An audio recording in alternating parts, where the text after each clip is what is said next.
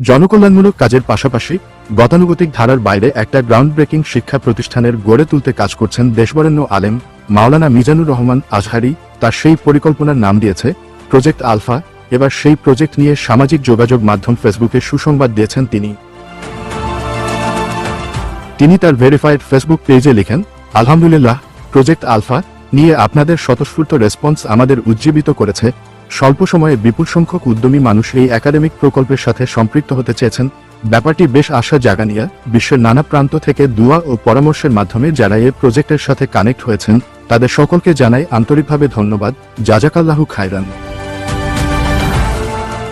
উল্লেখ্য, project alpha মূলত জনকল্যাণমূলক কাজের পাশাপাশি গতানুগতিক ধারার বাইরে একটা গ্রাউন্ড ব্রেকিং শিক্ষা প্রতিষ্ঠানের গড়ে তুলতে, যেখান থেকে জাতিকে লিড দেওয়ার মতো দক্ষ ও সৃজনশীল এক নতুন প্রজন্ম আত্মপ্রকাশ করবে, ইসলামী মূল্যবোধকে ধারণ করে যারা দেশ ও মানবতার কল্যাণে কাজ করবে। ডেস্ক রিপোর্ট, ধ্রুব নিউজ।